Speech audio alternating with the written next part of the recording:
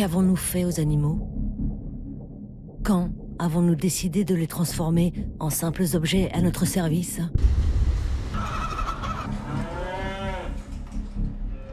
Nous croyons que notre planète est peuplée d'animaux en liberté, mais 80% d'entre eux passent leur vie enfermés dans des usines.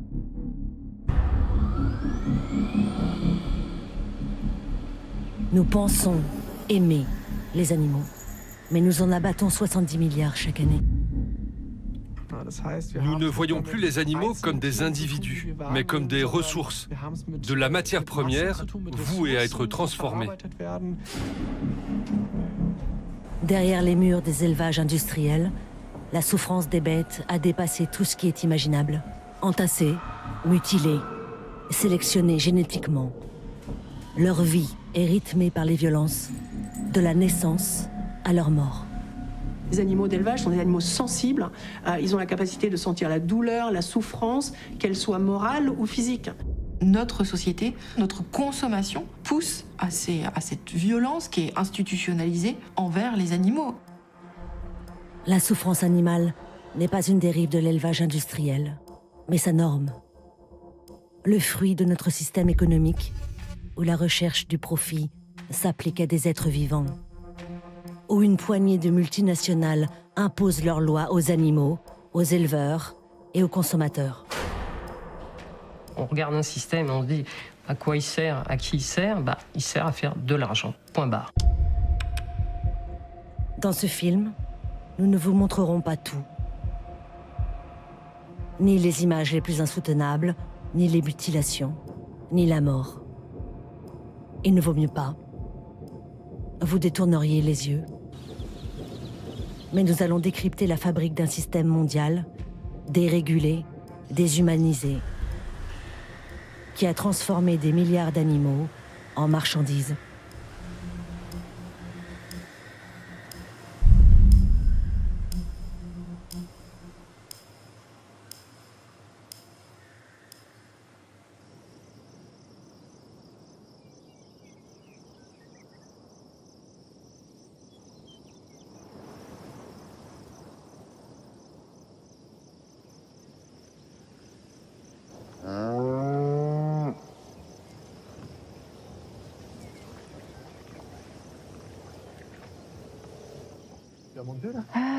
J'ai pas tout compté.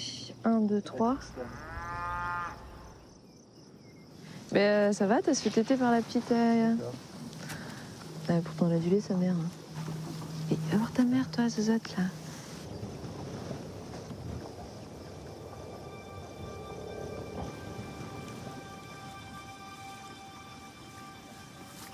Stéphanie et Olivier Proutot sont éleveurs en Vendée. Leur cheptel est petit, 30 vaches de race maraîchine et une quinzaine de cochons.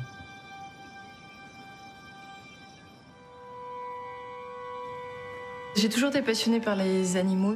Et assez vite, dès l'âge de 4-5 ans, je voulais être fermière. Enfin, je disais ça quand j'étais petite, être fermière. Et vraiment les animaux de la ferme, les animaux d'élevage. Ça me passionnait depuis toujours.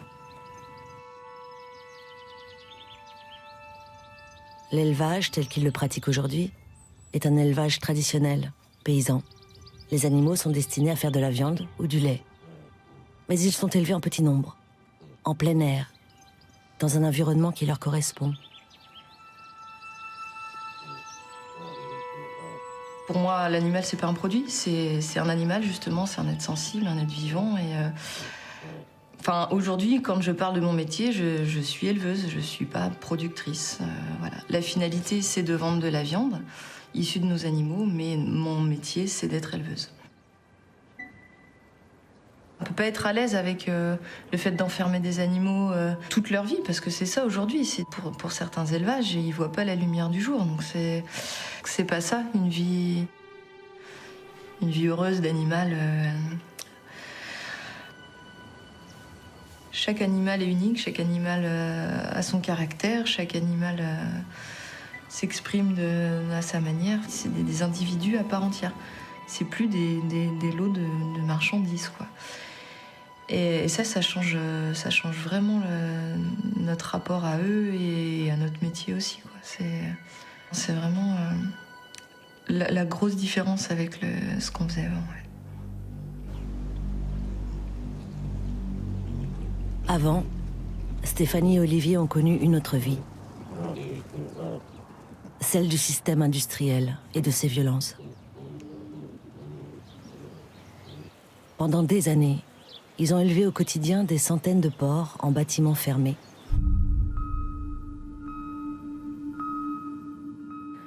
Pourquoi on n'a pas réagi plus tôt? Qu'est-ce qui nous en empêchait finalement? Parce que c'était faisable, quoi. C'était faisable beaucoup plus tôt. Ça nous travaille encore aujourd'hui, hein. Pourtant ça fait plusieurs années qu'on a complètement basculé, mais comment c'est possible d'avoir fait ça si longtemps sans réagir, quoi. Stéphanie et Olivier ont fait comme les autres.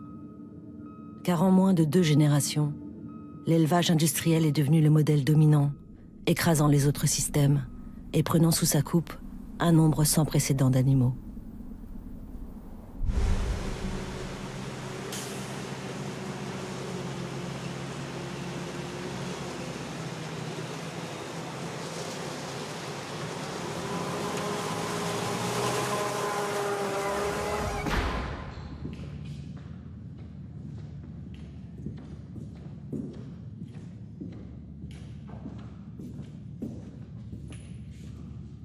Voici la réalité de ces fermes industrielles qui se sont imposées partout dans le monde.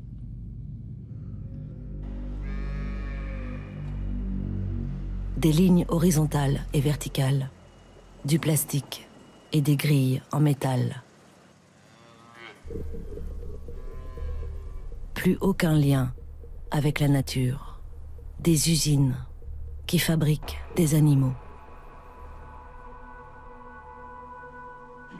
Je m'appelle Jay Hall et je suis éleveur de veaux. J'élève des génisses laitières, quelques veaux, mais surtout des génisses pour faire du lait. La façon la plus simple d'expliquer ce que je fais, c'est de comparer avec l'industrie médicale ou d'autres industries. En fait, on a divisé le travail de la ferme. Et nous, on s'occupe des veaux. Et c'est tout ce qu'on fait, élever les bébés veaux.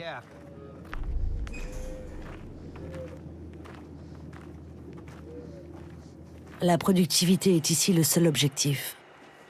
Il faut élever le plus d'animaux possible, pour un coût minimal. De ce point de vue, le système fonctionne à merveille.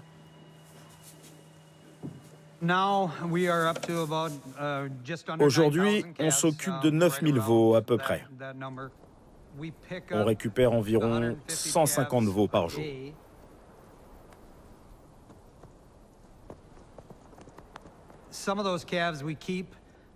On garde certains de ces veaux jusqu'à ce qu'ils aient 5 mois. Et les autres, on les donne à d'autres éleveurs. Au final, on s'occupe de 45 000 veaux par an. C'est ça notre business.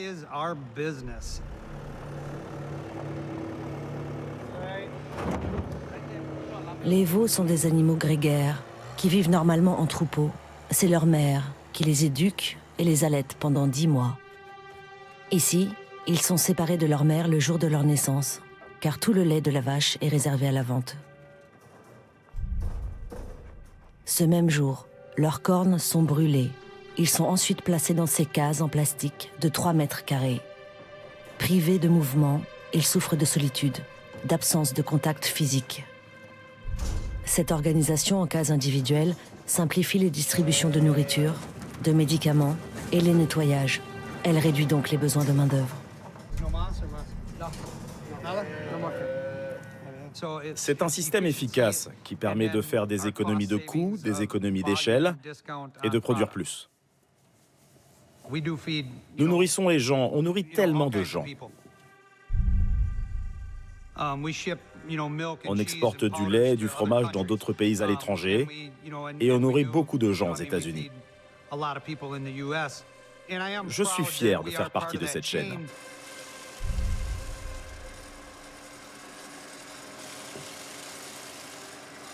À l'âge de 6 mois, les veaux mâles sont envoyés à l'abattoir.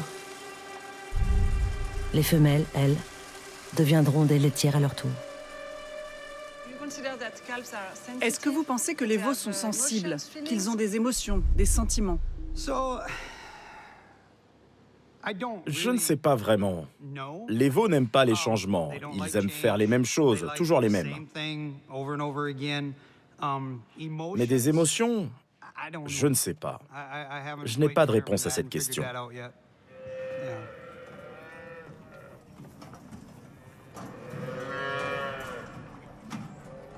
La souffrance des animaux ne fait pas partie du logiciel des éleveurs industriels.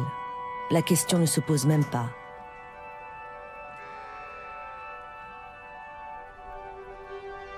Or, l'élevage tel que le pratique Jay Hall concerne plus de 80% des animaux que nous consommons. Les fermes-usines comme la sienne sont partout. Nouvel horizon de nos paysages.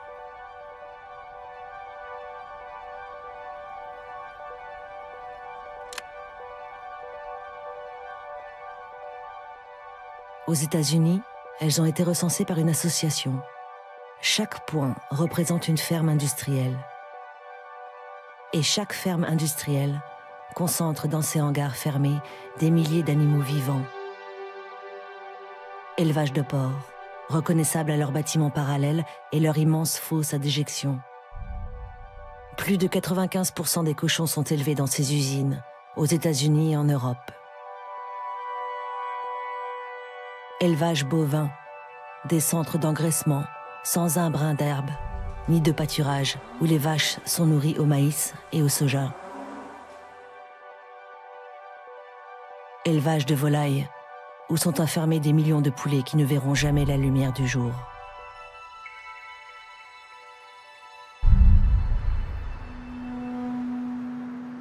Pour consommer autant d'animaux, il a d'abord fallu les tuer, en masse.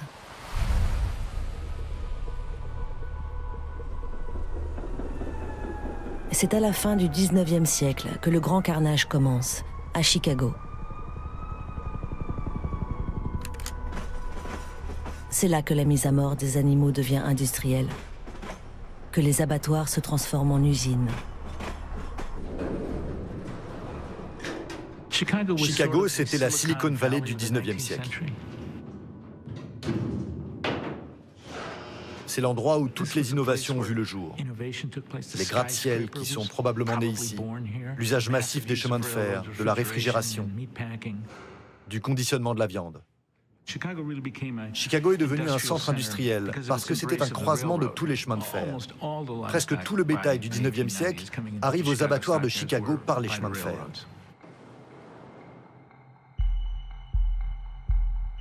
Les industriels de Chicago mettent au point un procédé révolutionnaire, l'abattage à la chaîne, rendu possible par les progrès de la mécanisation.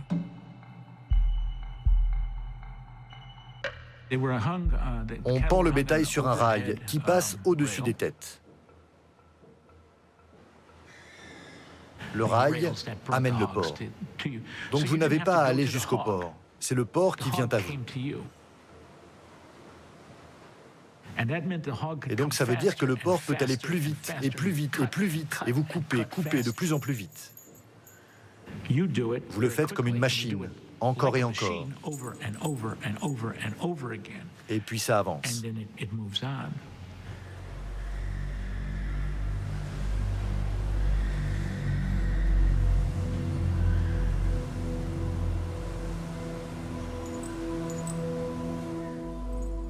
Dans les années 1890, si vous étiez un boucher qualifié avec un assistant, il fallait de 8 à 10 heures pour abattre un bœuf et le couper en morceaux. Mais dans les abattoirs de Chicago, ça prenait 34 minutes. Donc c'était un changement massif.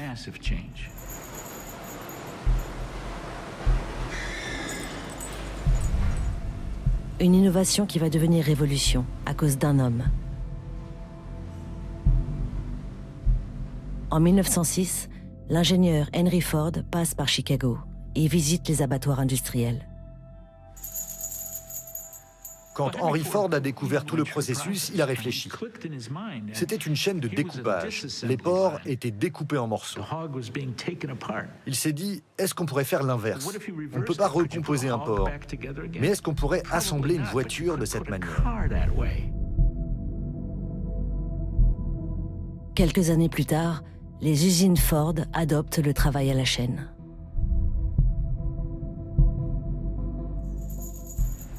L'abattage de masse, point de départ de l'industrialisation du monde. Une révolution économique qui change à jamais le destin des animaux et des hommes. C'était nouveau, c'était la modernité. Tout à coup, vous avez les abattoirs de Chicago. Et c'est une surprise énorme. Oh mon Dieu, ça veut dire qu'il va y avoir de la viande pour tout le monde, tout le temps.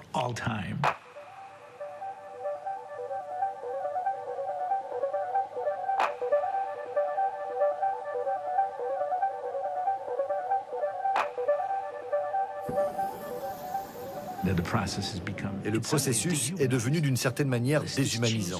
Cela change complètement la relation entre les humains et les animaux. Et tout ça commence à Chicago.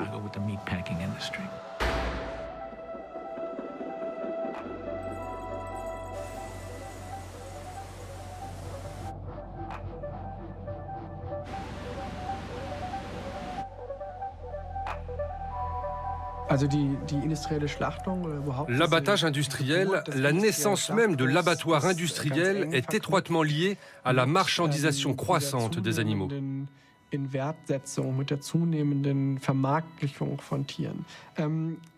Lorsque nous transformons une masse anonyme d'animaux en viande au sein des abattoirs industriels, nous ne les voyons plus comme des individus, comme des animaux particuliers, ni comme des êtres vivants dotés de capacités qui ne sont pas si différentes de celles des chats et des chiens, des animaux avec lesquels nous avons des relations étroites.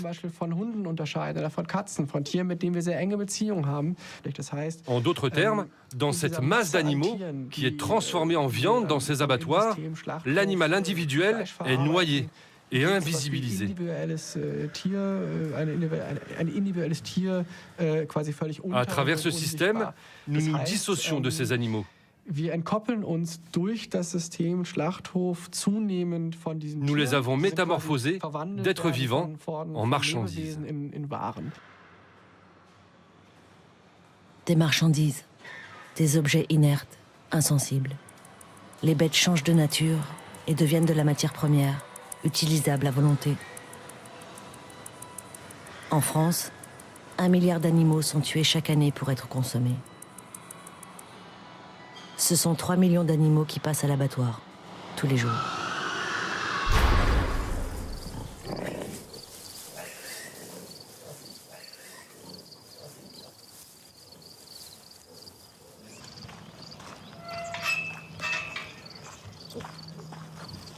La méthode de mise à mort bouleverse également les conditions d'élevage. Rares sont ceux qui acceptent de parler des pratiques quotidiennes du système industriel.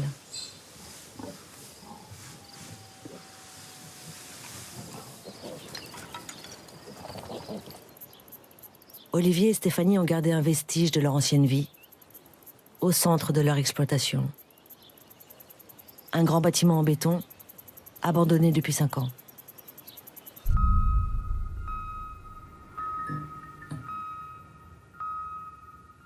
C'est là qu'ils élevaient des centaines de porcs.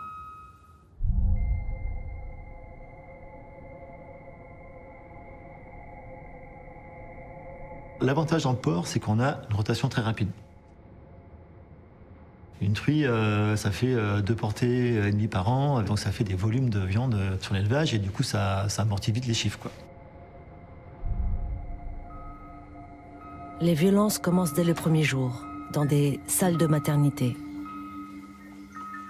Les truies donnent naissance et allaitent leurs porcelets dans des cages de mise bas.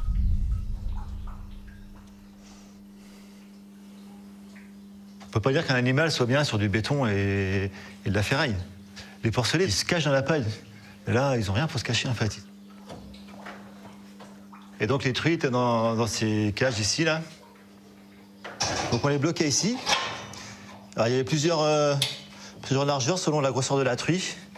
Et puis la truie était là pendant 21 jours et on lui donnait à manger ici. De la farine et après on mettait un peu d'eau.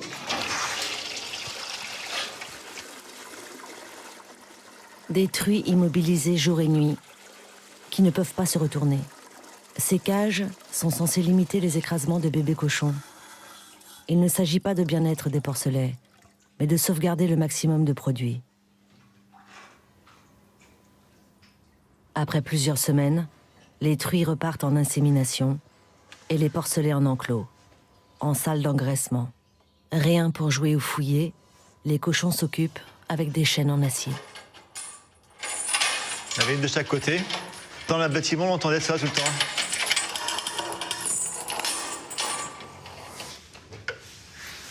Alors là, il y a encore la fenêtre est ouverte, mais normalement, c'était... Je vais vous faire voir, il y avait juste cette lumière-là, c'est plus de lumière en fait. Et là, dans la salle, en fait, ça faisait ça. Voilà, comme ça. Toute la journée, toute la nuit.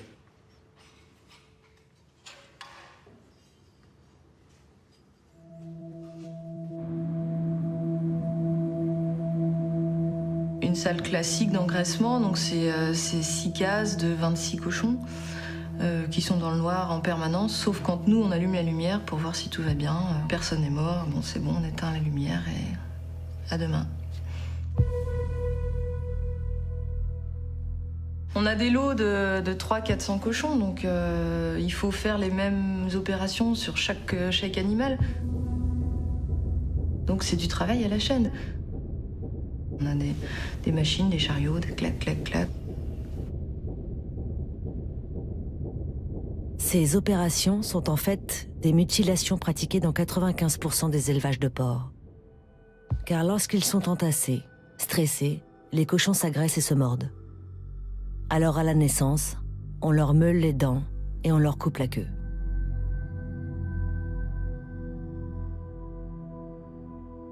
Aberration d'un système qui crée de la violence entre les animaux et qui, pour y remédier, les mutile. Au lieu de se dire, il y a un problème, je vais changer mes conditions d'élevage, je vais leur redonner de la paille ou de la litière ou du plein air, eh bien, on va changer le cochon. Donc, plac, plac. C'est soi-disant en prévention, mais en fait, c'est juste le système d'élevage qu'il faudrait changer. Pas juste couper l'animal pour le faire tenir dans un système. Et pour améliorer le goût de la viande, Stéphanie et Olivier, comme tous les éleveurs, castrent aussi leurs porcs. Donc on castre, et puis on est tellement dans notre truc machinal que pof, on castre, à un moment, il y a une hernie, donc c'est les boyaux qui ressortent, et là, clairement, le porcelet est condamné. Donc là, tac, on assomme le porcelet, et puis on continue, on repasse à la suite, on castre, et en fait, on n'en fait pas cas, quoi. C'est comme ça, oui, on s'est raté, voilà, merci, au revoir, et on continue. C'est un produit, et quand on n'en a plus besoin, on le jette. C'était carrément ça. Moi, j'ai mis des cochons à la poubelle, comme du plastique. Voilà. On produit, on jette, et on recommence. On reproduit, on jette, et c'est reparti.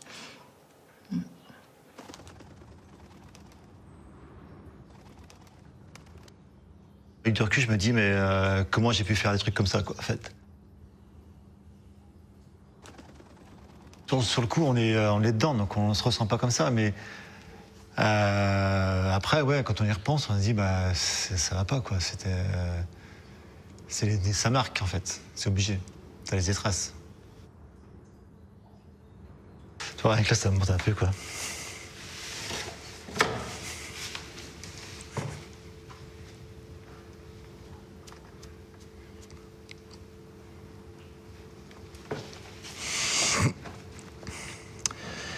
Parce qu'on a laissé les éleveurs, en fait, pas faire les choses comme ça, quoi. Venez. Allez. Oui, très bien, allez, on y va. Viens, donne-moi la main. Allez, on y va. Venez. Venez.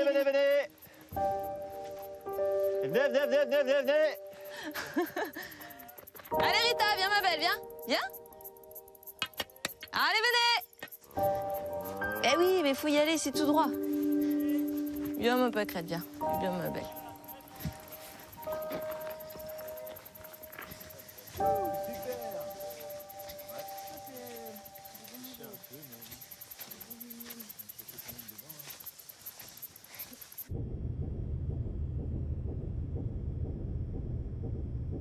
Et nous, consommateurs, avons-nous décidé d'ignorer ce carnage?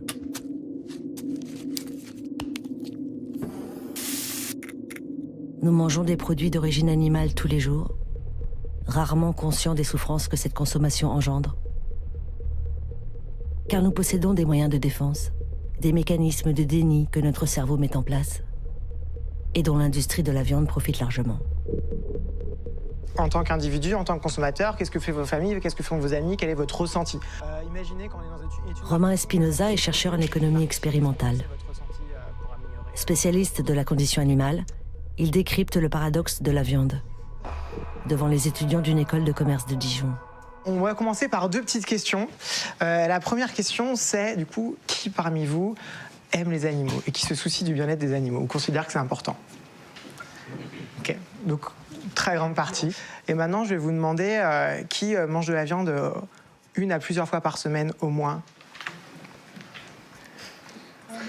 Ok, donc quasiment tout le monde.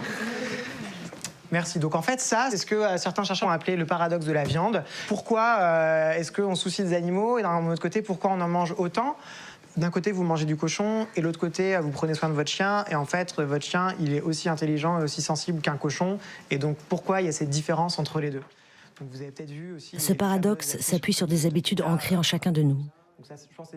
Pour des raisons psychologiques ou sociales, consommer de la viande nous semble à tous une évidence. Pour vous, dans votre consommation habituelle, qu'est-ce qui fait que vous mangez régulièrement de la viande? Parce qu'au niveau du goût, c'est bon. Ouais, ok. Simplement. Surtout par habitude que j'en mange, parce que j'en mangeais beaucoup avec mes parents. Ouais. Bah en fait, je pense que c'est goût et habitude, en fait. Goût et habitude, ok. Mais j'ai aussi plusieurs amis véganes qui doivent prendre des vitamines ou ce genre de choses, et que moi, juste à manger de la viande, je suis en bonne santé, et je préfère manger de la viande plutôt que de prendre des vitamines. Vous imaginez, vous, Noël sans viande? Non, mais pas que Noël. Inviter des gens à n'importe quel repas, c'est pas imaginable sans viande. Le repas, il est très marqué d'un point de vue des traditions et des habitudes. Entrée, plat, des idées simples répétées en boucle depuis notre naissance, et fausses pour certaines. Alors, pour continuer à manger des animaux sans changer nos croyances et sans culpabiliser, nous allons adopter une autre stratégie. Nier leur souffrance. Donc je ne sais pas si vous avez déjà entendu parler du terme de dissonance cognitive. Je ne sais pas si ça parle à certains d'entre vous. C'est qu'on n'aime pas en fait faire quelque chose et en même temps se dire que c'est mal. Donc on essaie de se dire bon, c'est pas si mal que ça, par exemple. Okay, c'est dès qu'il y a de l'information sur le sujet, je fais tout pour ne pas la regarder. Donc je ne clique pas sur les vidéos, je change de chaîne à la télé s'il y a un nouveau reportage, etc. Nous ne sommes pas les seuls responsables de ce mécanisme de déni, car l'industrie de la viande cache les animaux d'élevage dans des fermes-usines, à l'abri des regards. C'est assez stable en fait, d'une promo à l'autre. Si on n'a pas de vidéo, comme on disait, on n'a pas accès aux animaux d'élevage. Donc on est totalement coupé en termes d'empathie émotionnelle. Donc quand vous voyez un chien, etc., vous avez tout de suite un chien maltraité, vous allez avoir une empathie très forte parce que vous le voyez, etc. Et finalement, toute la souffrance animale dont on a parlé dans les élevages intensifs, c'est quelque chose qu'on ne voit pas. D'un côté, l'industrie de la viande invisibilise la souffrance des animaux au quotidien. De l'autre, elle nous récite une fable, une belle histoire, avec son outil le plus efficace, la publicité. Je ne sais pas si vous avez déjà entendu le concept de suicide food. C'est les animaux rentrés dans les pubs qui sont heureux de participer à la consommation, quoi. Le suicide food, l'animal qui se sacrifie volontairement, heureux.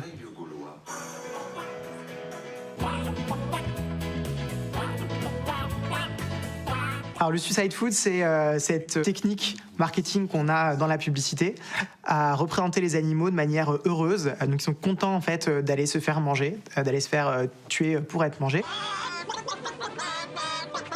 Et donc vous avez des pubs, vous avez les animaux qui dansent, vous avez principalement des volailles qui dansent, qui sont représentées très heureuses de contribuer finalement à votre alimentation. Des animaux joyeux, mais aussi toujours élevés à l'air libre. La publicité ment, joue sur nos imaginaires nostalgiques et nos fantasmes de ferme traditionnelle.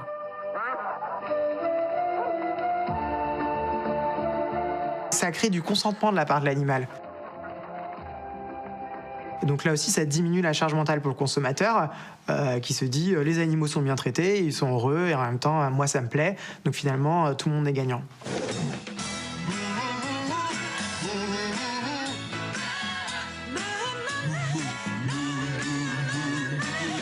L'industrie de la viande ou du lait fournit effectivement un narratif qui est là. Mais nous-mêmes, on est assez réceptifs, on veut un peu entendre ce discours-là pour pouvoir continuer dans nos habitudes.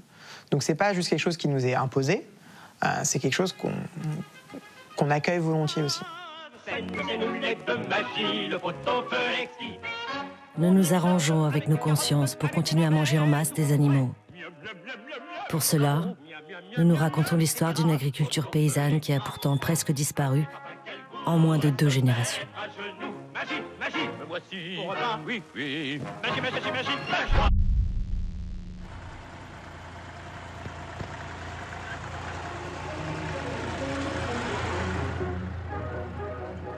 Nous sommes après la Seconde Guerre mondiale. L'Europe a connu la faim, les pénuries. Une révolution agricole commence, dans l'enthousiasme général. Les machines agricoles augmentent le rendement des terres et réduisent les efforts de l'agriculteur qui connaît une vie plus facile. L'utilisation massive de tracteurs et de produits chimiques bouleverse le monde paysan et conduit à une croissance sans précédent de la productivité agricole. L'industrialisation à marche forcée avale champs cultivés et animaux d'élevage. C'est la première fois qu'est installée une porcherie automatique de ce type en France. C'est la première porcherie automatique implantée en France sous licence américaine. Et comment fonctionne-t-elle? Elle fonctionne automatiquement. En France, c'est vraiment dans les années 60-70 où il y a eu un choix de l'industrialisation de l'élevage, qui était vu à l'époque comme très moderne et très révolutionnaire et très efficace. Des animaux enfermés, souvent peu de lumière, avec des très fortes densités, beaucoup d'animaux au mètre carré. Il y a vraiment eu un choix d'encourager ça, puisqu'on ne prenait pas en compte les coûts sur l'environnement, les coûts sur la santé, les coûts sur les animaux. C'est très intéressant. Croyez-vous que cette nouvelle formule d'élevage va convaincre les éleveurs traditionnels? Mais j'en suis persuadé. Soutenues par les pouvoirs publics, les fermes-usines se multiplient. En moins de 50 ans, les 2/3 des petites exploitations disparaissent, tandis que le nombre d'animaux enfermés, lui, explose. Dans les années 60-70, on est dans un système capitaliste. Cette nuance de dire on sait que ce n'est pas des machines, elle disparaît complètement. Hein. Le poulet se fabrique aujourd'hui à peu près comme une boîte de détergent. Un élevage ou une usine? Nous nous efforçons, bien entendu, mes associés et moi, de gérer notre affaire comme le ferait un industriel normalement organisé. On produit des voitures, on produit des chaussures, on produit dans des systèmes industriels parce que c'est des choses, parce que c'est inerte, parce que c'est pas sensible, parce que ça pense pas, parce que c'est du matériau. Et ben on fait entrer les animaux là-dedans. Si vous voulez, on utilise cette poule comme une machine, comme un nouveau moteur qui consomme moins que les moteurs qu'on utilisait précédemment. Et la violence, elle est déjà dans le fait de considérer les animaux comme des choses et les avoir fait entrer dans des process industriels. Les industriels de l'élevage étendent partout leurs murs, grilles et autres cages. En Angleterre, Espagne, Allemagne, Italie se mettent en place des bâtiments identiques, reproduits à l'infini. L'élevage en centre fermé, hors sol, est une cause majeure des souffrances des animaux. Quelle est la vie d'un poulet élevé dans ces usines aujourd'hui? Comme tout produit manufacturé, il est entassé dans des entrepôts, en attente de sa commercialisation. La Pologne abat 1 milliard de poulets chaque année. C'est un élevage moderne, appliquant tous les standards européens qui acceptent de nous ouvrir ses portes. 170 000 poulets sont élevés ici pour McDonald's et la grande distribution. L'éleveur est devenu chef d'entreprise. Son métier est de faire grossir les poulets qu'il récupère par camion le jour de leur naissance.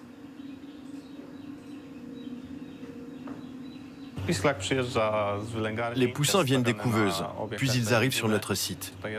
Dans ce hangar, ils sont 58 000. Ils sont élevés durant 42 jours, soit 6 semaines. Et après avoir atteint le poids idéal, au bout de ces 42 jours, ils sont transportés vers les abattoirs. Ensuite, le site est nettoyé, désinfecté, un nouveau paillage est mis, le hangar est de nouveau chauffé et de nouveaux poussins arrivent.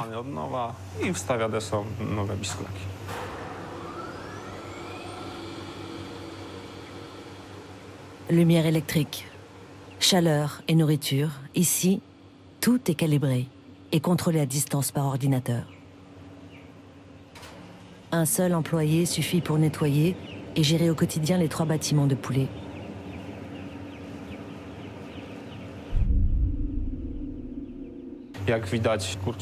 Nos poulets, comme vous le voyez, sont en très bonne santé. Les poulets que l'on fournit à l'abattoir sont de très bonne qualité. Nous n'avons pas de problème avec la qualité, ce qui indique bien que les poulets ne souffrent pas. La qualité de la viande comme unique curseur. Ces poussins qu'on accepte de nous montrer ont 7 jours. Ils pèsent environ 150 grammes. Une image trompeuse, car nous n'aurons jamais l'autorisation de les filmer à 42 jours, quand les poulets auront grandi et atteint leur poids d'abattage, 2 kilos chacun. Ils seront alors, selon la norme européenne, 22 poulets par mètre carré.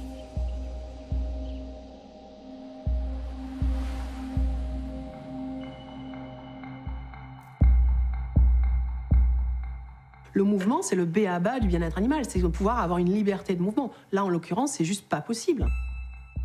Imaginez 22 poulets, là. Donc c'est vraiment très très peu d'espace. C'est pour ça qu'on ne vous les montre pas.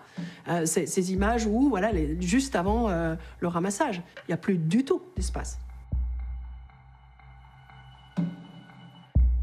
C'est pas juste un luxe, c'est vraiment quelque chose dont ils ont besoin. De pouvoir se percher pour se sentir en sécurité, de pouvoir prendre des bains de poussière pour se nettoyer.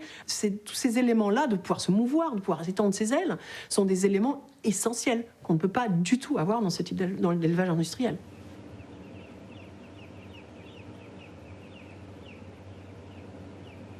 L'animal, il est en rupture avec son propre monde. Ça n'a pas de sens. Il est là, il ne sait pas pourquoi. Il ne sait pas ce qu'il fait là. Les humains n'ont aucun lien avec eux, son existence n'a aucun sens. Et donc, il attend. Voilà, les animaux, ils attendent.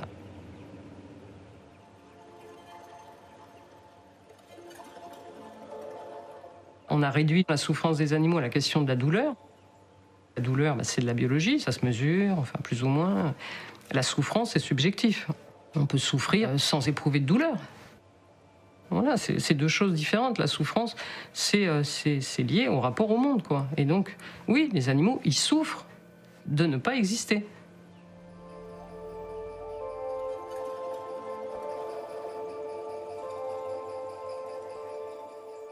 Les volailles ne quitteront ce bâtiment qu'une seule fois dans leur vie. Le jour de leur mort, quand elles seront emmenées à l'abattoir. Des fermes-usines pour des éleveurs qui se croient patrons. En réalité, ils ont peu à peu perdu la main au profit d'une poignée de multinationales.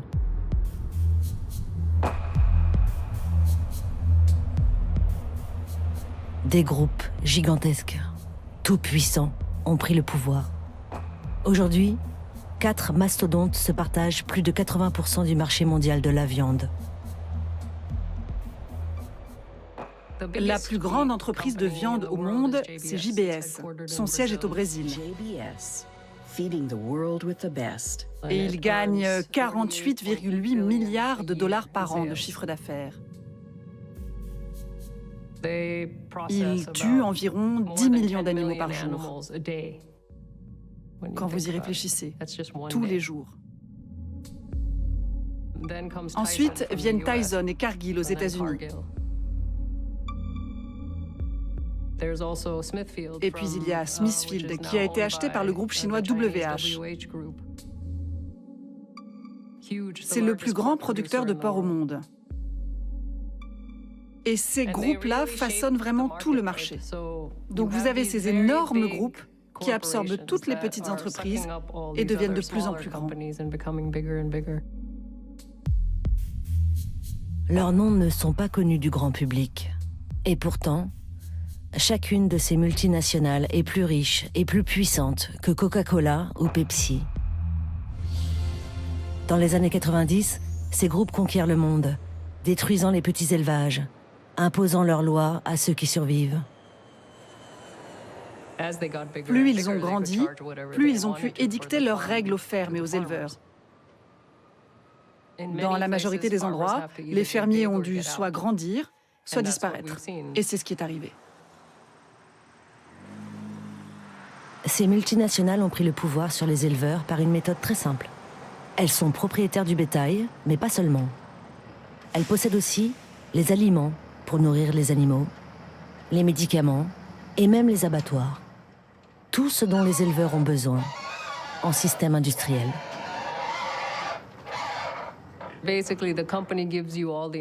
En fait, ces entreprises vous fournissent tous les intrants agricoles.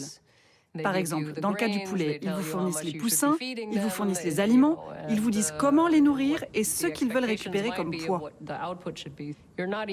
Vous n'êtes plus vraiment un fermier, vous êtes un gestionnaire. Vous gérez un contrat avec des entreprises. C'est un ensemble de filières qui vivent de cette industrie. C'est bon, déjà les banques, après l'alimentation du bétail, les médicaments, les bâtiments. Tous ces gens-là s'enrichissent de ce système et donc il ne faut pas qu'ils bougent, il ne faut pas qu'ils changent. Il faut que les gens qui sont enrôlés là-dedans, ils y restent. Les éleveurs sont dépendants des grands groupes qui leur fournissent tout et les poussent à s'agrandir, s'industrialiser encore plus. Pour cela, ils doivent s'endetter et perdent un peu plus leur autonomie. C'est le cercle vicieux de l'élevage industriel.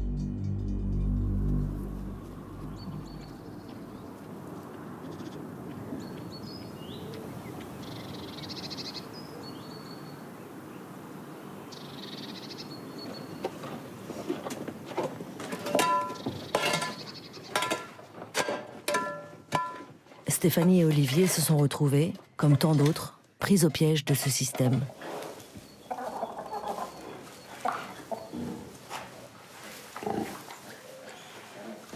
Allez, voilà, Nénette. C'est Olivier qui, à la fin des années 70, a voulu moderniser la ferme de son père. Il sort alors du lycée agricole. L'industrialisation y est présentée comme un progrès. Il nous apprenait des nouvelles techniques, produits chimiques, les modes d'élevage plus structurés dans les bâtiments. Et mon père ne savait pas faire ça. Moi, je suis venu croyant tout remettre en cause, quoi, en fait. Et quand on a 20 ans, en plus, bah, voilà, on se prend le meilleur, quoi. Et je pense que mon père était aussi preneur, parce qu'il savait bien qu'il fallait aussi faire avancer tout ça. Mais il ne se rendait pas compte qu'on mettait le pied dans l'engrenage, quand même. Olivier s'endette lourdement pour faire construire ce bâtiment. Parallèlement, il paye aussi à des grands groupes la nourriture et les médicaments pour ses porcs. Les multinationales s'enrichissent. Olivier s'appauvrit, car ses recettes fluctuent au gré des cours de la viande et des crises des marchés mondiaux. 100% des risques sont assumés par l'éleveur.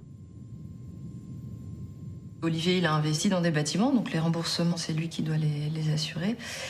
L'aliment a augmenté fortement et le cours du porc s'est effondré, ce qui fait qu'il a eu plus de charges que de recettes. Et donc, on vendait à perte, quoi. Chaque lot de 100 cochons qu'on mettait sur le quai, on donnait un billet de 10 € avec chaque cochon. Donc, c'était pas du tout tenable, quoi. Pris en étau, endettés, la seule solution qu'on leur propose alors, c'est de s'agrandir, prendre de nouveaux ports, s'industrialiser encore. C'est ce qu'on nous disait, nous, on y va, hein, on passe à 200 truies, voire après, on était en projet de 500 truies, puis pourquoi pas 1000 ou 2000.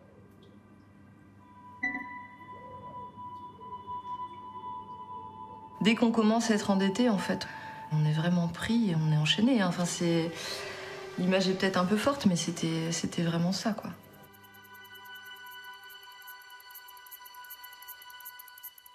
On avait fait des fois 600 000 € de chiffre d'affaires à l'année. C'est énorme, quoi. Et derrière, il ne restait moins que rien. Je fais le reste du cœur, quand même. Donc à un moment donné, tu te dis, non, ça va plus, quoi. Là, il y a un truc qui va pas, on n'a plus à manger, quoi.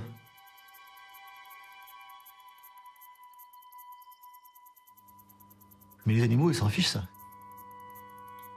Quand une truie a bloqué dans le couloir, ben voilà, des fois, ça... Toute cette pression économique et de se dire, ben non, t'as pas le temps de rester là dans le couloir, toi, il faut que tu rentres dans ta cage parce que moi, je perds d'argent, en fait.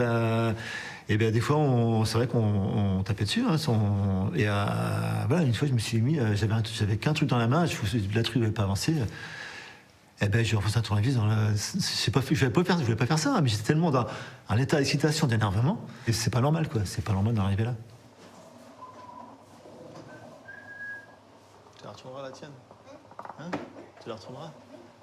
D'accord. En 2010, un événement va leur permettre de dissiper le brouillard qui les tient prisonniers. Stéphanie est enceinte de leur premier enfant. Ouais, c'est pas mal. C'était vraiment le gros déclic pour moi, en tout cas, de créer une famille, d'avoir un enfant ensemble. Le fait qu'il allait prendre conscience assez vite que, bah oui, on fait mal aux cochons. Oui, les cochons, ils sont pas heureux. Oui, ce qu'il voit dans les livres qu'on lui lit le soir, bah, c'est pas ce qu'on fait ici, chez nous. Est-ce qu'on a envie de transmettre ça à nos enfants et est-ce que c'est ce modèle-là qu'on peut partager et transmettre?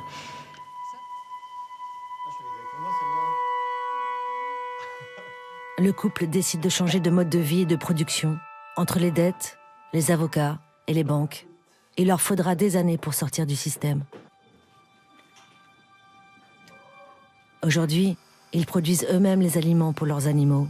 Et ils se passent des circuits de la grande distribution en faisant de la vente directe à la ferme. Ils sont autonomes, gagnent mieux leur vie et sont en accord avec eux-mêmes. Mais leur parcours est rare, car le plus souvent, ce sont les multinationales qui gagnent.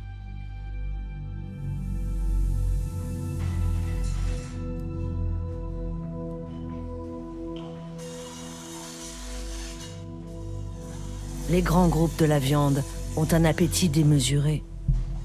À la recherche de nouveaux marchés, ils imposent leur modèle partout, au monde entier. Je pense que c'est bien pire aujourd'hui, parce que nous n'avons pas connu ce niveau de concentration dans les années 50 en Europe. Aujourd'hui, ce sont des entreprises beaucoup plus concentrées et encore plus puissantes qui s'engagent dans tous les territoires.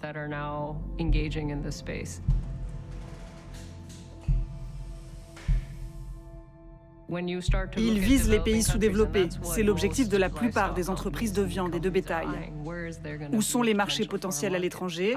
Comment on arrive le premier là-bas?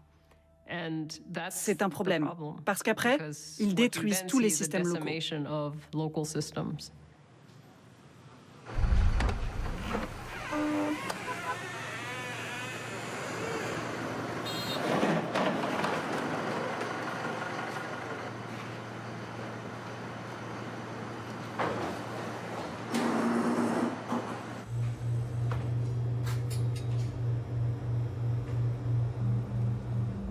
Leur cible, l'Asie, où vit déjà la moitié de la population mondiale. Et peu importe qu'une grande partie du continent soit de tradition végétarienne. Le Vietnam passe à la viande, à une vitesse vertigineuse.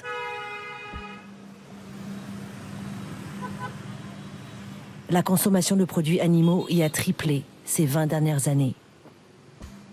La population, plus urbaine, plus riche, se soumet avec entrain à ce nouveau modèle alimentaire et ce qui va avec.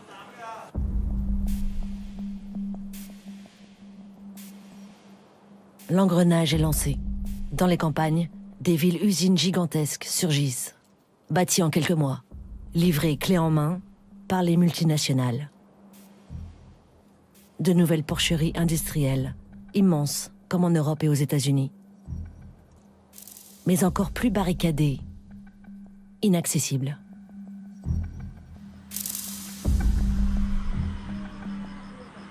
Au nom de la biosécurité, pour éviter les maladies, tous les ouvriers sont d'abord isolés plusieurs jours en quarantaine.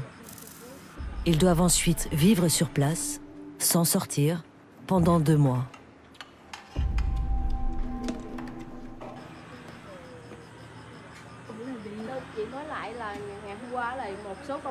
Voilà les tâches à effectuer aujourd'hui. Vous, le groupe de 4, vous vous occupez des premiers rangs, de 1 à 4.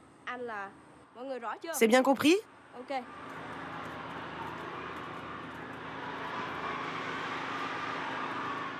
Un univers à part, coupé du monde, mais qui de l'intérieur ressemble à tous les autres.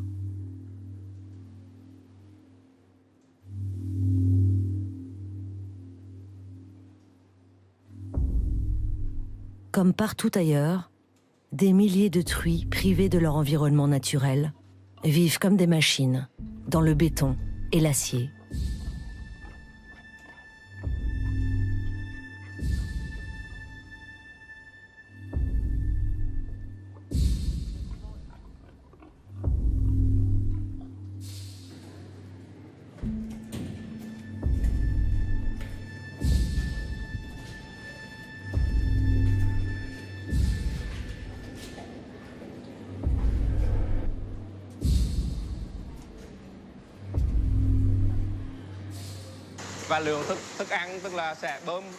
Chaque jour, à 7h30 pile, ce système de silos distribue les aliments à tous les animaux, de manière individuelle.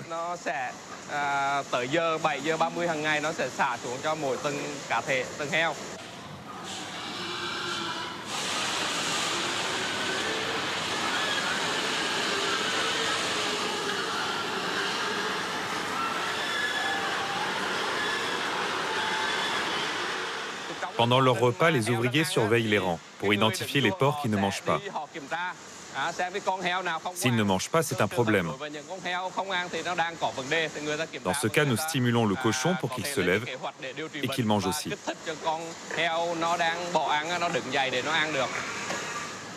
Stimuler signifie frapper, pour forcer le cochon à se nourrir et à prendre du poids.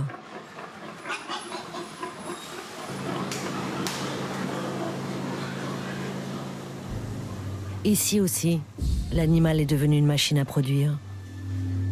C'est encore le même schéma qui se joue, avec les mêmes équipements, les mêmes technologies. Toutes sont importées d'Occident. Le système de ventilation, qui se régule par l'ouverture et la fermeture de volets, nous a été fourni par une société allemande. Tout le système automatique de distribution de farine alimentaire vient aussi d'Allemagne. Et ce système de cage de mise bas nous a été fourni par une société américaine.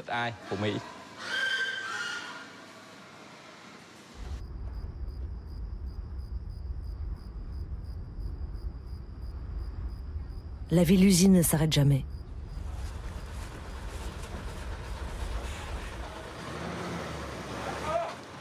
Jour et nuit, de nouveaux porcs sont livrés.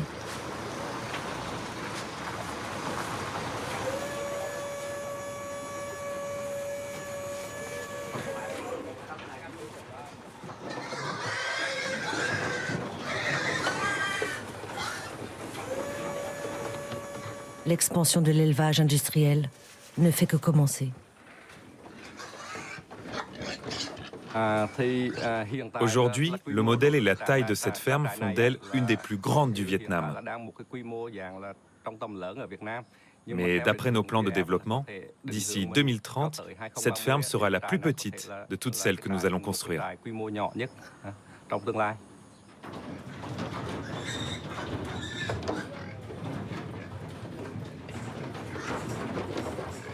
Ce scénario se joue partout en Asie, et notamment en Chine. Là-bas, l'industrialisation de l'élevage n'a plus aucune limite.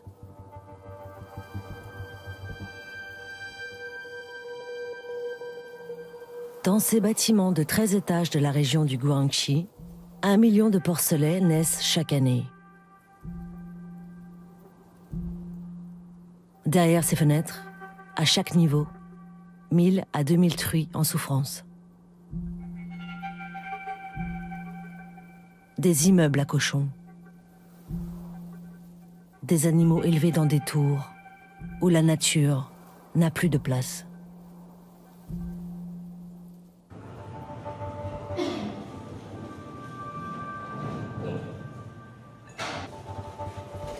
Où l'on transfère des porcs d'un étage à l'autre, en ascenseur. Un anti-monde. Le hors-sol, poussé à son paroxysme. Symbole d'un élevage industriel qui a perdu la raison.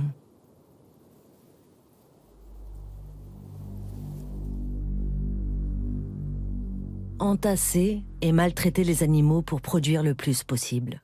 La logique industrielle peut aller encore plus loin, avec la sélection génétique. Aujourd'hui, la plupart des animaux d'élevage ont été modifiés au point que leur propre corps leur cause une douleur constante.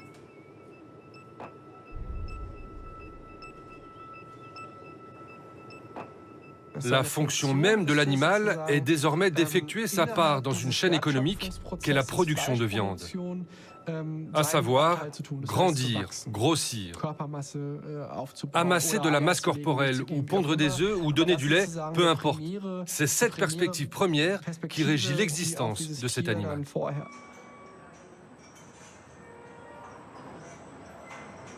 En Californie, Steve Maddox possède 4000 vaches, qui se ressemblent toutes. Ce sont des Holstein, la race de vaches laitières la plus répandue au monde. Une race qui a été sélectionnée génétiquement pour ses mamelles volumineuses, adaptées à la traite mécanique. La position allongée favorise la production de lait.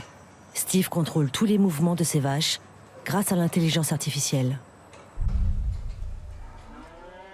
Mon grand-père disait que la plus grande révolution dans l'industrie laitière, ce serait les ordinateurs. L'informatique permet d'avoir un gardien de vache dans le ciel et il surveille les vaches 24 heures sur 24. Il a installé dans ses étables un système de caméras à qui rien n'échappe. Il y a 6 caméras et une juste au-dessus de vous. Celle-là prend une image par minute. Et je peux vous montrer ici une vidéo accélérée de 24 heures. Chaque minute, les activités des vaches sont classifiées dans les tables. En rouge, les vaches allongées. En vert, celles qui mangent. En bleu et jaune, celles qui restent debout dans les allées. Du temps inutile pour la production laitière. On classifie les comportements selon qu'ils sont productifs ou non productifs. Un comportement productif, c'est le temps passé couché. En fonction des résultats, l'éleveur calibre les distributions de nourriture, les nettoyages de l'étable, pour que les vaches restent allongées le plus longtemps possible. Une heure en plus couchée, c'est presque 2 litres de lait. Pour chaque quart d'heure supplémentaire couché, vous gagnez un demi-litre de lait. Produire toujours plus de lait. Steve Maddox dispose pour cela d'une autre technique. Dans son laboratoire, situé au milieu de son exploitation, des employés préparent des embryons. Les spermatozoïdes des taureaux les plus productifs sont croisés avec les ovocytes des vaches les plus rentables.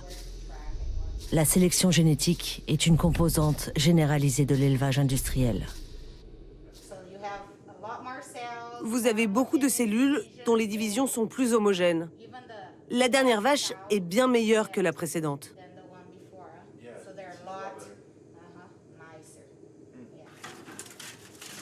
Steve Maddox utilise ces embryons pour alimenter son propre cheptel et en vend aussi à d'autres fermes, sur catalogue. La génétique, c'est voir combien vos vaches peuvent produire, basé sur ce que Dieu leur a donné comme génétique.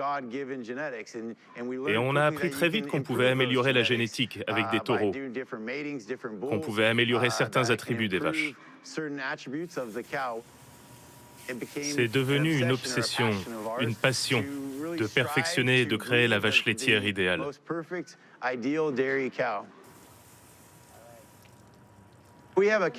On a une vache qu'on appelle Dorman Jean.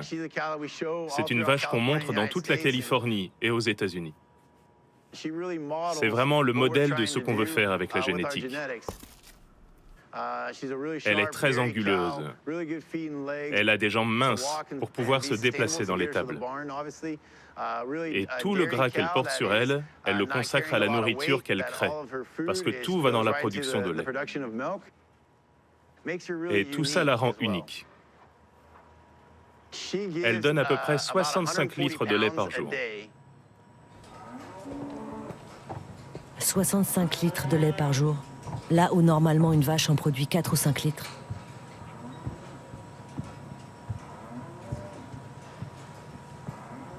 Dorman Jean est maigre et ses mamelles sont difformes. Elle boite. Elle ne se reproduira pas sans assistance.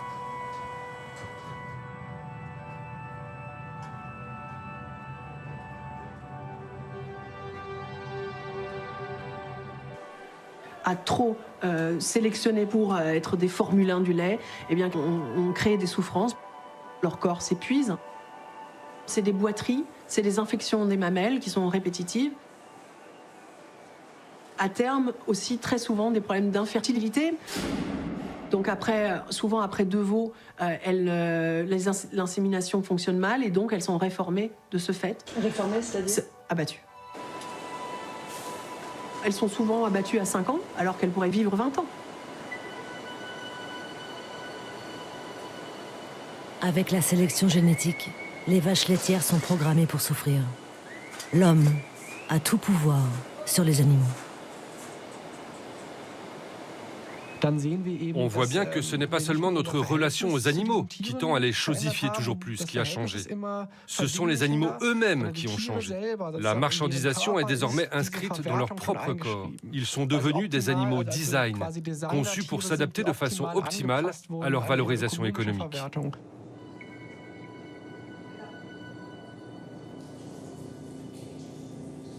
Dans l'histoire de l'élevage, l'animal que l'homme a le plus transformé est le poulet.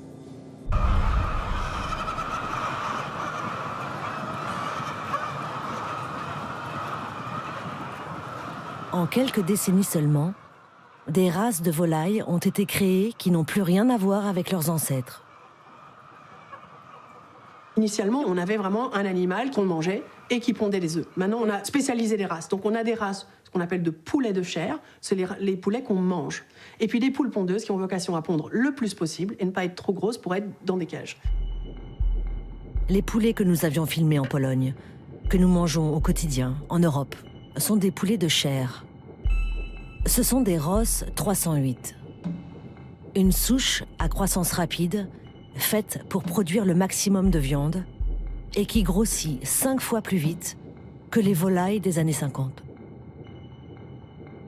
Ils ont été sélectionnés génétiquement pour grandir le plus vite possible, gagner du poids le plus possible tous les jours. Ce sont des animaux qui arrivent à un poids énorme, trop jeunes quelque part, ce sont des adolescents. Ils grossissent tellement vite, ils sont tellement lourds que leurs pattes ne peuvent plus porter leur poids. Coincés dans leur corps, les poulets de chair sont à 42 jours, l'équivalent d'un adolescent qui pèserait 200 kilos. Mais la sélection génétique et la spécialisation des animaux a d'autres effets, inattendus et terribles. Les poulets de ponte ne servent qu'à faire des œufs, uniquement des œufs.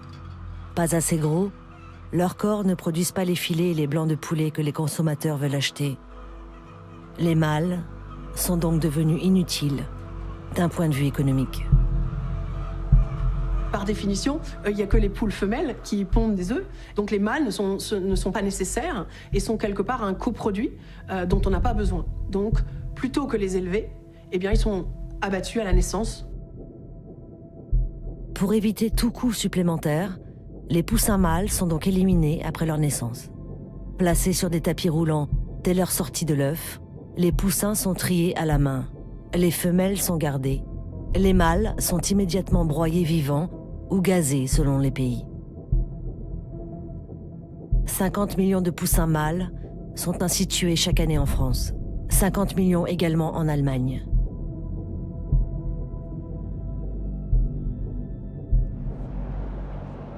La productivité a fait d'eux des objets défectueux dès le jour de leur naissance et donc jetables.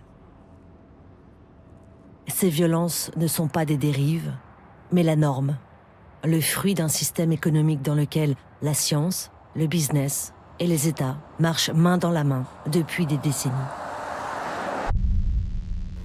Après tout, il y a des millénaires que la nature s'occupait à la fois d'élevage et de culture, disons. Pourquoi ce besoin d'introduire la recherche scientifique? Elle apporte la possibilité de produire à plus bas coût, de produire plus quelquefois, mais surtout à plus bas coût. Un mouton, pour commencer. Un mouton qui est, je crois, en prison, non? Non, cet animal ne souffre pas, il est dans une cage dite cage à métabolisme. Nous mesurons ce qu'il ingère, ce qu'il excrète et par différence ce qu'il a retenu. Bien, nous poursuivons la visite, si vous le permettez.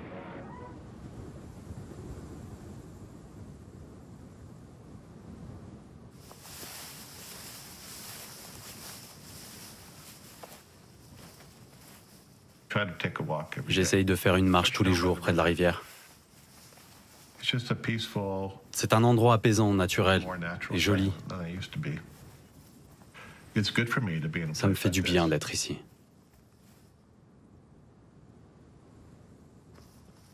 James Keen a été le témoin des dévoiements cruels de la recherche scientifique, quand elle n'est qu'au service de l'industrie.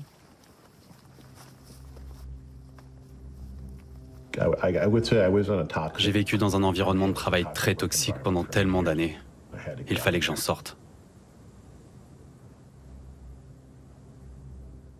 Il y a quelques années, James Keen était encore un vétérinaire reconnu, travaillant au Centre américain de recherche sur la viande, dans le Nebraska. J'ai commencé à travailler dans le Centre de recherche sur la viande animale en 1988. Je travaillais comme vétérinaire. C'est le plus grand centre de recherche sur le bétail au monde.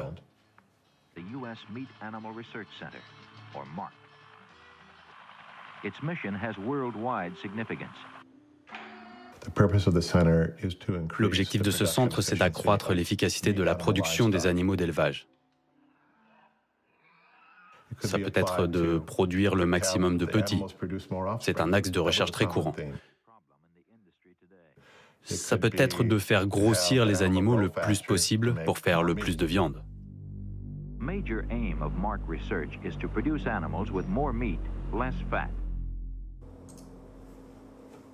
Par exemple, il y a le projet Muscle. Cette mutation génétique a été découverte en Europe. Ensuite, au centre, ils ont travaillé sur cette mutation, parce qu'ainsi ils produisaient 2 fois plus de viande. 6 à 8 scientifiques ont travaillé là-dessus pendant des décennies. C'est des millions de dollars dépensés là-dedans.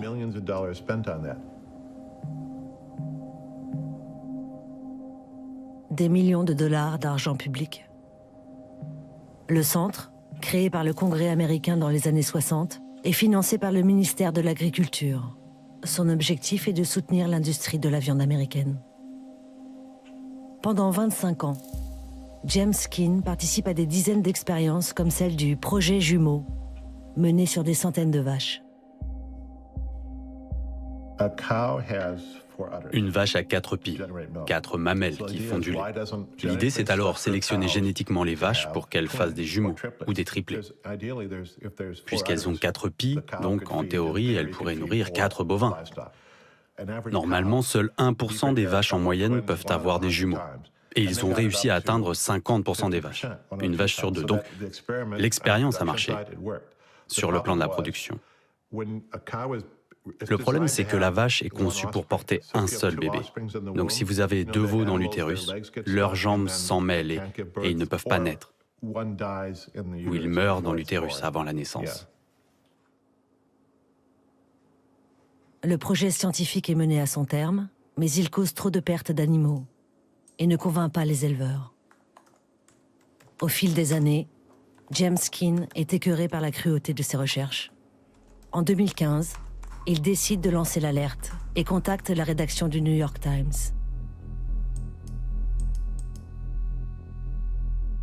Le journal publie une enquête fouillée, s'appuyant sur des milliers de pages de documents internes et le témoignage de 24 employés. Malgré le scandale, le centre poursuit ses expériences, soutenu par les politiques et l'industrie de la viande. L'industrie de la viande est une industrie très puissante. Ce que je veux dire, c'est que le centre, le ministère de l'Agriculture et l'industrie travaillent ensemble de manière très proche. Ils sont alliés. Et ils sont tellement forts politiquement. James Keane perd son travail, divorce, sa vie bascule. 2 personnes sont arrivées chez moi. Ils ont frappé à la porte, un gars a dit « c'est le FBI ». Et il a dit « n'ayez pas peur, il n'y a aucun souci ». J'ai dit « mensonge, vous ne seriez pas là si j'avais pas de souci ». Ils m'ont interrogé. Ils voulaient savoir si je travaillais avec des groupes éco-terroristes. Parfois, quand je sortais de chez moi, la police d'État me suivait. Ils faisaient rien. J'avançais et ils me suivaient, et c'est tout. C'est arrivé plusieurs fois. Tout ça, c'était de l'intimidation. Ma vie entière a changé. Tout a changé. J'ai tellement ressenti de stress que mon corps a craqué. J'ai fini à l'hôpital psychiatrique pour quelque temps.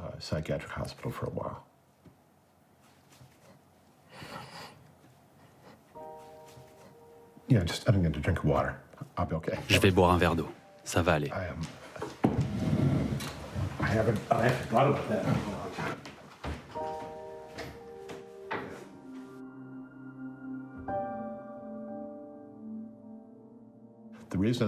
Leur objectif, c'était pas vraiment moi. C'était d'éviter que ça recommence.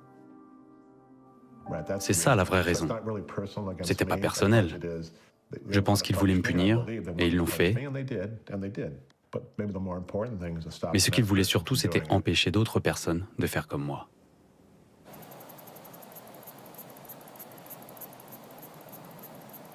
Faire taire les dénonciateurs, faire régner la loi du silence.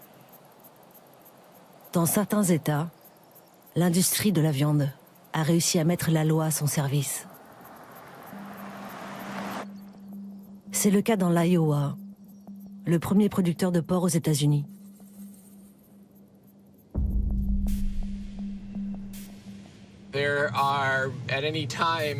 Il y a ici 80 millions d'animaux dans l'Iowa, pour seulement 3 millions d'habitants. Donc énormément d'animaux vivent ici. Mais regardez, si vous traversez toute la campagne, où sont-ils? On ne les voit pas. Matthew Johnson travaille pour une association qui lutte contre l'élevage industriel.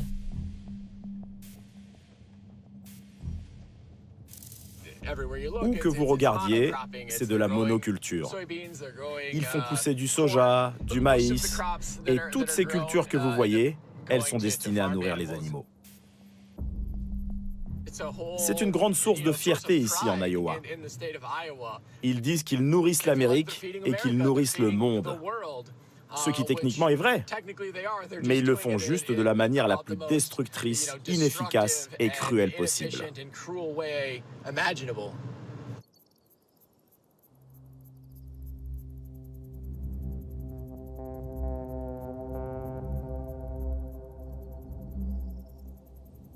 En mai 2020, à cause du Covid, la plupart des abattoirs ferment dans l'Iowa. Matthew Johnson apprend que des éleveurs de porcs décident alors de tuer eux-mêmes leurs animaux, dans des conditions atroces. Il enquête notamment sur une usine, propriété de l'Iowa Select Farms, le plus grand producteur de porcs de l'État. Ils ont cherché le système qui coûte le moins cher, et ils ont adopté une méthode qui défie l'entendement. Tout simplement l'arrêt des systèmes de ventilation.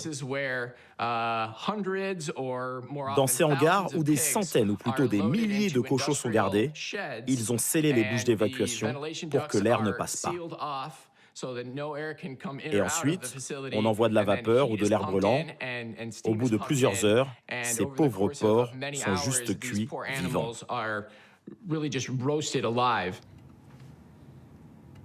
De la destruction de stocks invendus avec les moyens du bord. Matthew Johnson et son association décident alors de montrer ce qui se passe réellement dans ces élevages. Ils installent des caméras sur le site et constatent l'agonie lente et douloureuse des cochons. La température augmente au fur et à mesure. Ils se sentent mal pendant environ 8 heures. Ensuite, ça devient terrible, avec des cris qui ne s'arrêtent pas. Ça a duré plus de 2 heures.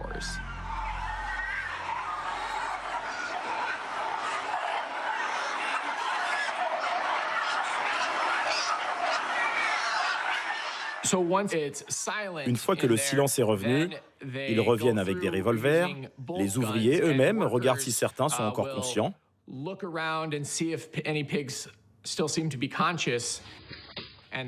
Et là, ils donnent le coup de grâce.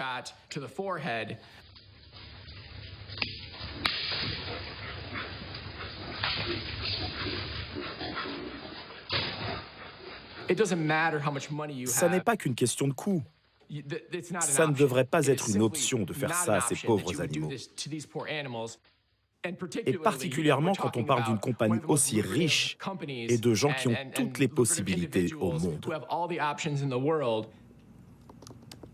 Matthew diffuse la vidéo sur Internet, même s'il est conscient des risques qu'il encourt. Car l'Iowa, comme la plupart des États ruraux, a adopté une série de lois que l'on appelle les lois Ag-Gag. Elles ciblent directement les militants de la cause animale en criminalisant toute forme d'intrusion dans les fermes. Le jour qui a suivi la diffusion de la vidéo, ma chambre d'hôtel a été prise d'assaut. Les policiers sont entrés d'un coup, ils m'ont saisi et ils m'ont plaqué contre le mur.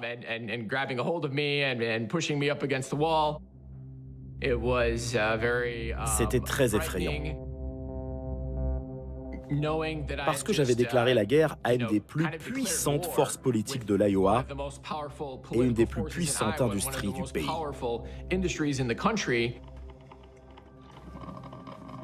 Après 24 heures de garde à vue, Matthew Johnson est mis en examen pour intrusion sur une entité agricole. Parce qu'il s'agit d'élevage, il encourt une peine de 2 années de prison. S'il était rentré dans n'importe quel autre type d'usine, il aurait risqué 30 jours de détention. Cette aggravation des peines qui protègent l'industrie de la viande, c'est le principe des lois Ag-Gag. Dans l'Iowa, elles ont été adoptées par Kim Reynolds, la gouverneure républicaine de l'État depuis 2017. Plus de 10% de la nourriture de notre nation est produite par des fermiers de l'Iowa. Nous sommes les premiers producteurs de soja, maïs, œufs, porc. Kim Reynolds affiche en permanence sa grande proximité avec les groupes d'élevage. Et notamment avec l'Iowa Select Farms. L'entreprise qui a asphyxié ses porcs est propriétaire de 800 fermes d'élevage dans l'État. C'est un important pourvoyeur de fonds en politique. L'Iowa Select Farms a notamment versé $300 000 à Kim Reynolds pour sa dernière campagne électorale. Quand la vidéo de l'abattage paraît, la gouverneure choisit son camp immédiatement.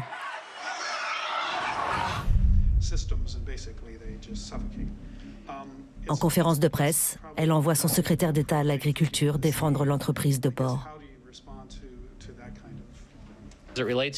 À propos des activités de certains militants dans notre État, je trouve que c'est dégoûtant. Nos producteurs font face à des difficultés sans précédent dans leurs entreprises et dans leur mode de vie. Et vous avez ces gens qui ont leur propre plan et qui frappent nos fermiers quand ils sont à terre. L'État protège et soutient clairement l'industrie de l'élevage. Un soutien qui se traduit quelques jours plus tard par une nouvelle loi Ag-Gag, votée au Parlement de l'Iowa.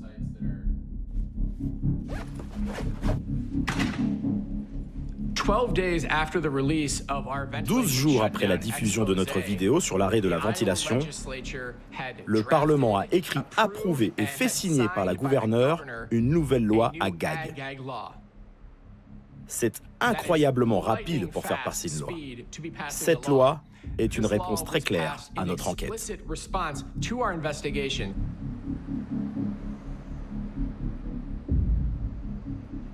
Cette nouvelle loi Ag-Gag interdit cette fois spécifiquement le placement de caméras dans les usines d'élevage sous peine de prison. L'industrie va continuer à tout faire pour nous faire taire. Et je vais tout faire de mon côté pour leur rendre l'appareil et que ce soit eux qui commettent des erreurs.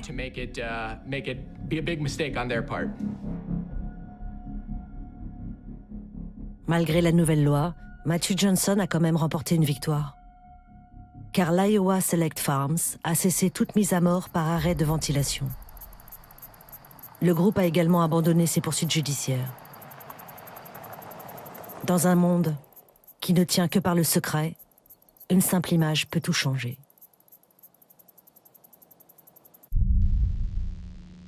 La parole est à Monsieur Christophe Castaner, ministre de l'Intérieur. Le monde agricole a été victime d'intrusions, d'infractions, de violences. Nous avons installé une cellule nationale, pilotée au niveau du directeur général de la gendarmerie nationale, qui permettra de travailler en matière de renseignement, en matière de prévention, en matière de sanctions, de lutte et de condamnation contre celles et ceux qui transgressent les lois. Et cela n'est pas respectable. En Europe aussi, des lois existent pour protéger l'élevage. En France, c'est la cellule Déméter, mise en place par le ministère de l'Intérieur, qui veut empêcher les intrusions dans le monde agricole. Ici aussi, industriels et politiques s'allient pour effacer le réel.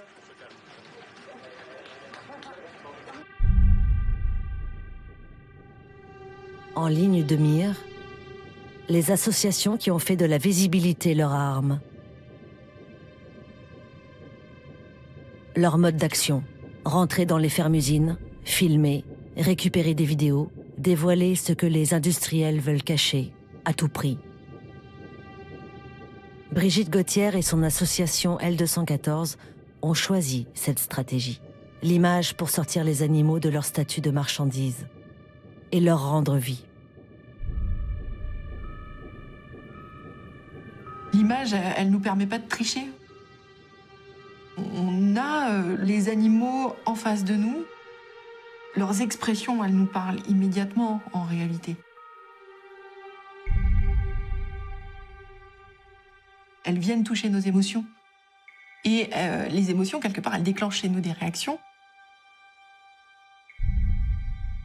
qui vont du coup nous confronter à la raison et nous amener à remettre en question, effectivement, notre façon de nous alimenter. Mais c'est ça qu'ils ne veulent pas, le déclencheur. Ils ne veulent pas le déclencheur de cette réflexion globale qu'on peut avoir autour de la question animale.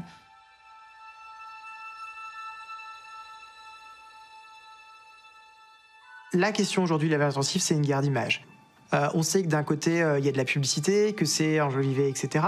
Et de l'autre côté, il y a les images brutes, qui sont vraiment brutes. On voit ce qui se passe dans les élevages et finalement, c'est assez incontestable, contrairement à la publicité. Et en fait, ce qui choque le consommateur, c'est que de telles pratiques puissent exister. Et finalement, le juge, c'est vous. Vous décidez, en regardant ces images, si effectivement c'est acceptable ou non. Et très souvent, on considère que ça ne l'est pas. En 2014, c'est l'association L214 qui révèle la pratique du broyage de poussins mâles. Elle obtient pour la première fois des images d'un couvoir ordinaire, en Bretagne.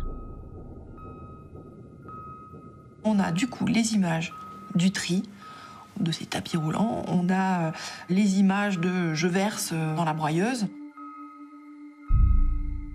Et puis on a la sortie du tuyau, là où justement ils ont été complètement déchiquetés. On se dit, cette pratique qui est complètement méconnue du grand public, on va pouvoir faire avancer quelque chose avec ces images, c'est sûr. Autant vous prévenir tout de suite, les images qui vont suivre sont pour le moins répugnantes et même révoltantes. Elles mettent en lumière les méthodes de certains élevages industriels. Il faut interdire en France le broyage des poussins. 36 parlementaires. C'est un peu le scénario presque idéal qui se déroule, c'est-à-dire que avec les images, on amène dans le débat public une question cruciale sur la condition animale. On réussit à obtenir une mobilisation citoyenne qui invite les politiques à se saisir de la question et on a une décision politique qui dit effectivement, cette pratique-là, on va l'interdire. Les images de L214 débouchent en France sur une loi interdisant le broyage des poussins en 2022.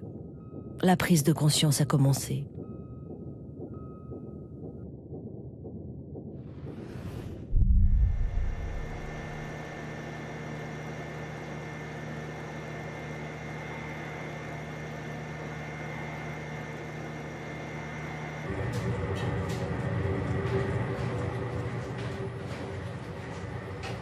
L'Allemagne a investi dans la recherche pour trouver des solutions concrètes à ces mises à mort massives. Gunnar Läfferink est un pionnier. Il est le premier éleveur du pays à avoir refusé l'abattage des poussins mâles.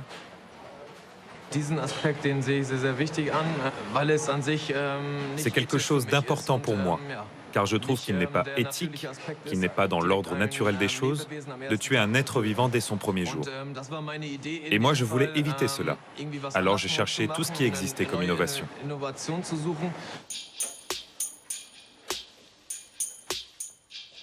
En 2017, il se tourne vers une entreprise qui teste le sexage dans l'œuf, une technique pour éliminer les poussins mâles avant leur naissance. La surface de l'œuf est scannée par un rayon laser qui perce un petit trou dans la coquille. Ensuite, on introduit une aiguille qui effectue un prélèvement ADN dans le blanc d'œuf. Et ce liquide ADN est testé, il révèle le sexe de l'embryon.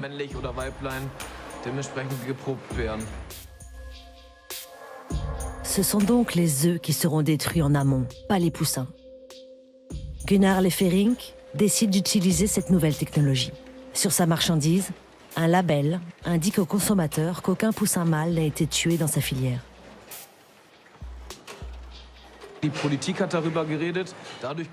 Il y a eu un débat politique sur le sujet, et cela a poussé le consommateur à réfléchir et à chercher une solution contre la mise à mort des poussins mâles. Cette technologie implique des coûts supplémentaires, 2 centimes d'euros en plus pour chaque œuf. C'est un coût que le consommateur a choisi d'assumer.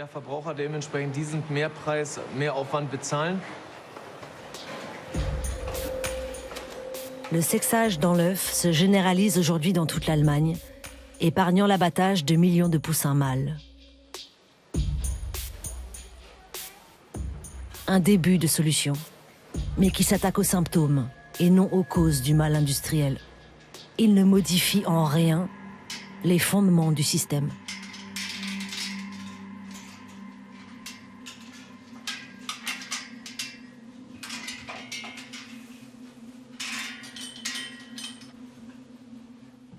Stéphanie et Olivier sont de nouveau sereins. Ils ont retrouvé le sens de leur métier et de leur vie. Aujourd'hui, ils sont parfaitement autonomes. Ils ne dépendent plus d'aucun groupe économique. Pourtant, il reste une étape sur laquelle ils n'ont aucun contrôle. L'abattage de leurs bêtes. Un moment crucial, un concentré de souffrance animale. En France, les éleveurs n'ont pas le droit de tuer leurs animaux à la ferme. Voilà, c'est bien, bébé. Allez les grands, on y va. Voilà, voilà.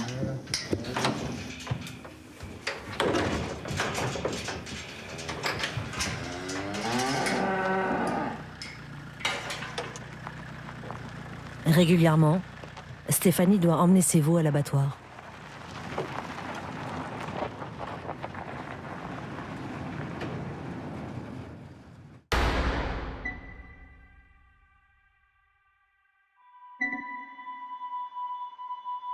Quand je fais la route, je mets pas la radio, c'est le silence, c'est moi avec ma bête et puis on a une petite heure de route pour aller à l'abattoir et puis ensuite ils sont abattus dans la foulée, dans la matinée. C'est éprouvant, c'est compliqué à gérer, ouais. Ils sont pas habitués à voyager dans une bétaillère, donc il y a ce stress-là. Il y a le stress d'arriver à l'abattoir avec tous les animaux qui sont déjà présents, qui sont en attente d'abattage. Il y a des meuglements, de vaches en panique, quoi, qui savent pas où elles sont rendues, donc elles expriment leur stress. Nous, on a passé notre énergie, notre temps à individualiser notre animal et arriver là-bas, mais il redevient anonyme et un parmi 1000 autres, quoi. Donc, La loi du profit s'impose aussi aux abattoirs. Les plus petits disparaissent partout en France, remplacés par quelques grands centres industriels. La mise à mort est rendue insoutenable par l'angoisse du long trajet, le stress des traitements en masse et les cadences d'usine. La mise à mort, c'est une grande étape, quoi. C'est l'étape ultime et on est dépossédé de ça. On nous donne plus les moyens de le faire et il y a énormément d'éleveurs qui ont envie de se réapproprier ce moment-là.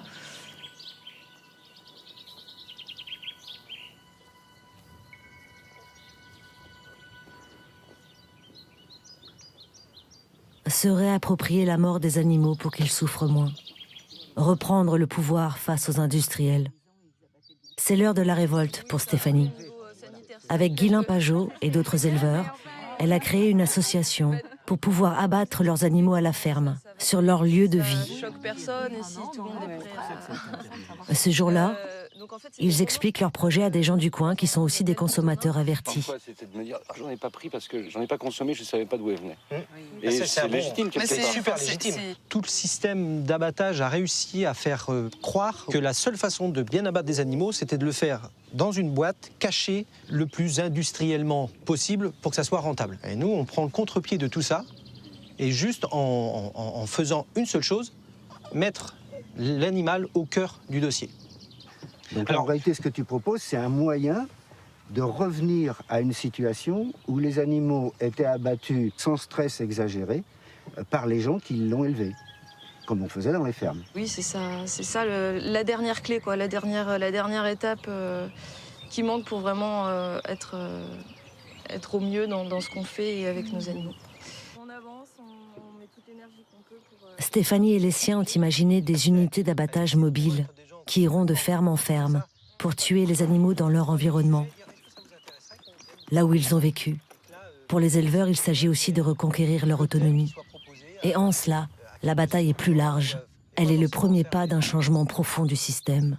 Et donc, cette piste-là, on va l'emmener jusqu'au bout, de toute façon, c'est certain, parce que ça a trop de sens, pas que pour nous, donc on ira. Vous êtes vraiment courageux et patient parce que ça fait déjà 2 ans que ça dure. Et de vous dire, oh, bien plus que ça. Clairement, moi, sans mes vaches, je suis plus moi. Donc, il faut que ça marche, quoi. Il faut qu'on aille jusqu'au bout et puis ça va aller.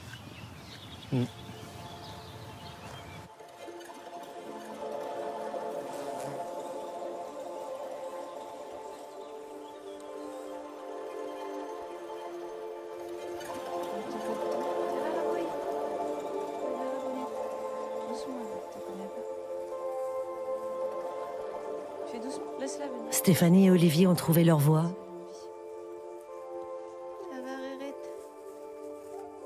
Une voie incertaine, semée d'embûches, mais porteuse d'une réflexion sur un système qui ne fonctionne pas.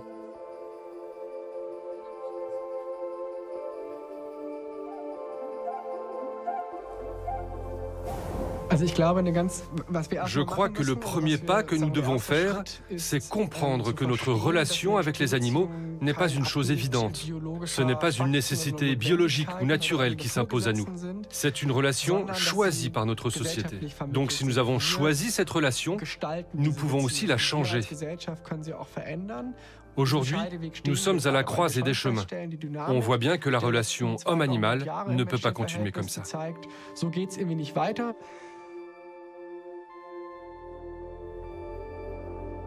On ne parle pas d'un problème qui a des siècles, c'est un problème qui a 30 ans.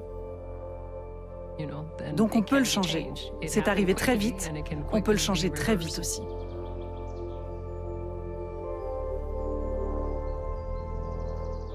Changer, c'est d'abord accepter de se confronter à la réalité.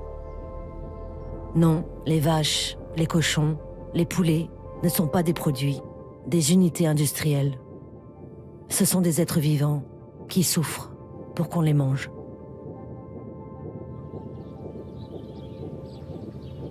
Il est peut-être temps de voir ces images que nous ne vous avons pas montrées jusque-là.